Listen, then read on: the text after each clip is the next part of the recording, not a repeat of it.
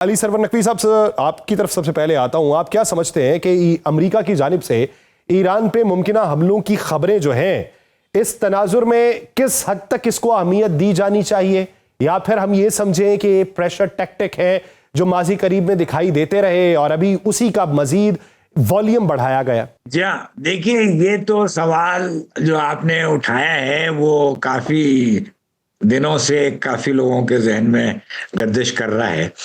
अभी सदर ट्रंप ने जो बोर्ड ऑफ पीस की मीटिंग से खिताब किया है, उसमें उन्होंने कहा है कि ईरान के साथ भी अमन कायम हो जाएगा, और बहुत ही एक किस्म का मुफाहमती बयान उन्होंने इसके बारे में दिया। तो ये बिल्कुल आप सही कह रहे हैं, कोई पता नहीं है कि अमेरिका क्या करना चाह रहा है। यानी वहां पे तो पूरी तैयारी उसने कर रखी है और उसका प्रचार भी कर रहा है कि वो ईरान पे हमला करेगा। एक एयरक्राफ्ट कैरियर पहले गया, एसएस लिंकन, उसके बाद यूएसएस जेरल्ड फोर्ड, एक और एयरक्राफ्ट कैरियर वहां पे भेजा, एक और जंगी बेड़ा। तो ये बेड़े दोनों वहां मौजूद हैं। उसके अलावा उसने अपने बेसिस में तैयारी कर रखी है, अपने अमरीकी शहरियों को वो हटा रहा है, वो उनको यूरोप में मुंतकिल कर रहा है। तो सारी तैयारियां हैं, हमले की तैयारियां हैं, जहाज तैयार हैं, लेकिन साथ साथ उसको फिक्र भी है कि इजराइल पे हमला हो सकता है, क्योंकि ईरान के पास अभी भी मिसाइल्स हैं जो कि इजराइल पे चलाए जा सकते हैं। हाइपरसोनिक मिसाइल्स भी हैं, उसके पास बैलिस्टिक मिसाइल्स भी हैं। तो ये अब एक सूरत हाल ऐसी है कि इस वक्त टेंशन बहुत हाई है, बहुत बढ़ा हुआ है, लेकिन नताइज इसके क्या निकलेंगे इसका अंदाजा इस वक्त तो है नहीं। नकवी साहब, अगर आप देखें 12 रोजा जंग से पहले की सूरत हाल, उस वक्त खत्ते के जो ममालिक थे उनके तासुरात क्या थे, लेकिन अब की बार हमें ये देखने को मिला कि UAE, Qatar, Oman, Bahrain, Saudi Arabia, उनके बाकायदा तौर पर बयानात आए कि हम अपनी एयर स्पेस या अपनी हुदूद इस्तेमाल करने की इजाजत नहीं देंगे। अब की बार खत्ते के दीगर ममालिक का ये जो बदला हुआ रवैया था, उसके पीछे की वजह क्या देखते हैं? ये मेरा ख्याल है कि अब एहसास खत्ते के सारे ममालिक को हो गया है, और उसमें अमूमन हमारे अरब भाई हैं जो जिनके मुल्क इसमें इन्वॉल्व हैं। तो उनको ये एहसास हो गया है कि इजराइल अगर ईरान पे हमला करता है और अमेरिका अगर इजराइल पे हमला करता है, तो दोनों सूरत में खत्ते के लिए बहुत नुकसानदेह होगा। और ईरानी जो कौम की जो एक डिटर्मिनेशन है, जो उनका अज़्म है, वो ऐसा है कि वो तो बिल्कुल जान देने को तैयार होंगे, और वो फिक्र नहीं करेंगे कि उसका नतीजा क्या होता है। वो अपने दिफा के लिए पूरी कोशिश करेंगे। तो ये जो कॉन्फ्रंटेशन जिसको अंग्रेजी में कहते हैं, ये कॉन्फ्रंटेशन ऐसी है कि ये इलाके के जो बाकी ममालिक हैं वो नहीं चाहते हैं। इसलिए उन्होंने अपने एयर स्पेस का जिक्र किया है और ऐलान किया है कि वो अपनी एयर स्पेस, अपने हवाई हुदूद को पामाल नहीं होने देंगे। तो एक तो ये है। दूसरे, अमेरिका की जो अज़्म भी अपनी जगह है, और उसके पीछे है इजराइल को ईरान से जो खतरा महसूस होता है वो एक नफ्सियाती खतरा, psychologically they are paranoid about Iran, और वो इस वजह से वो चाहते हैं कि अमेरिका को किसी तरह उकसा के ये ईरान पे हमला करा दिया जाए। तो और ईरान अगर कोई वीक स्पॉट है, एक्यूलिस हील जो कि कहा जाता है कि वो इजराइल है अमेरिका के कॉन्टेक्स्ट में। इजराइल को ईरान अकेला मुल्क है दुनिया में जो कि इजराइल को हमला कर सकता है, इजराइल को खतरा लाक पेश पोज कर सकता है।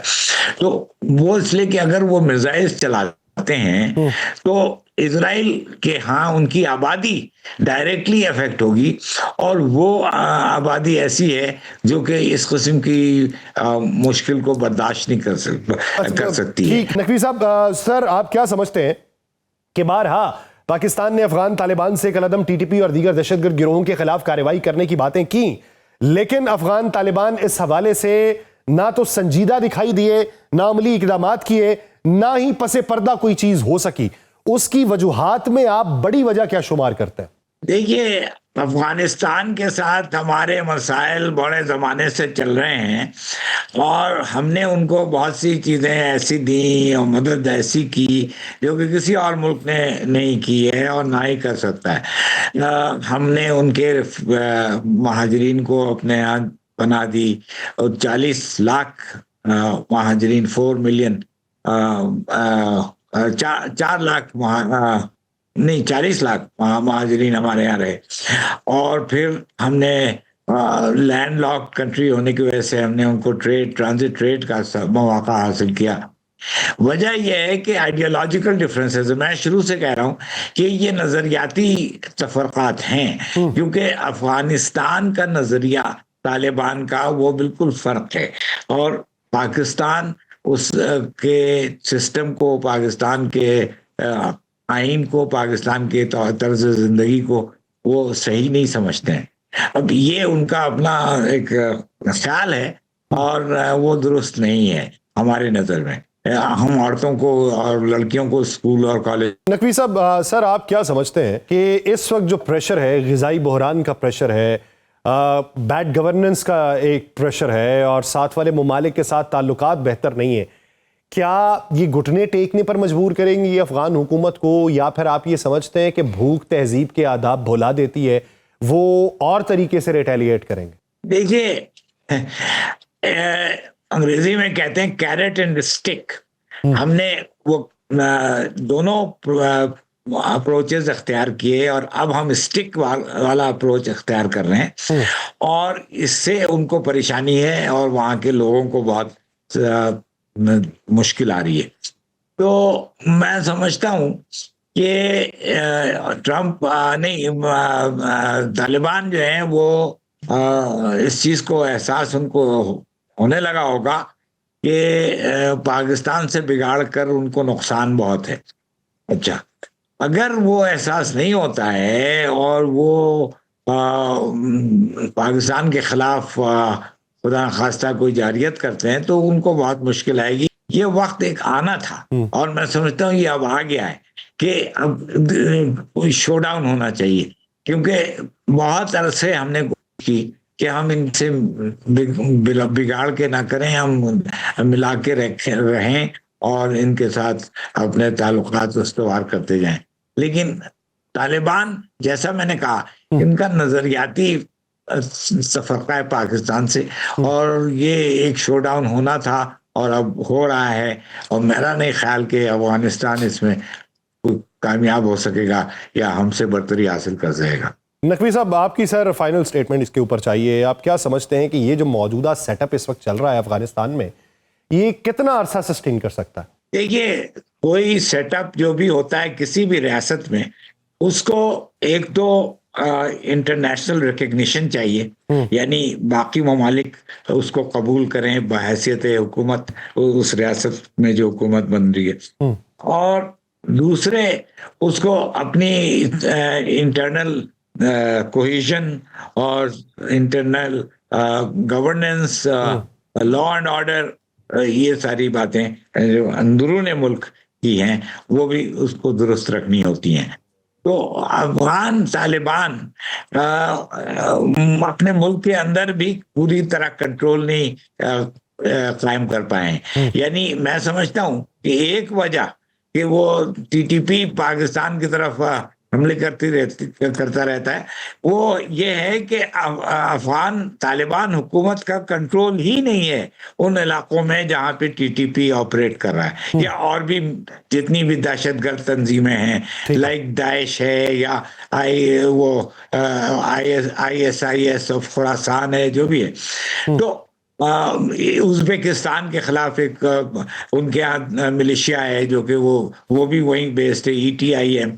तो ये अफगानिस्तान उनको कंट्रोल नहीं कर पा रहा, उसकी रिकग्निशन नहीं है, और वो लैंडलॉक्ड मुल्क है, उसका कोई रास्ता बाहर समंदर तक नहीं है। तो मेरा ख्याल है अफगानिस्तान का कंटिन्यू करना बहुत मुश्किल है, अनलेस अगर वो सिर्फ उस वक्त तक मुमकिन हो सकेगा जब वो पाकिस्तान से मुफाहमत करें।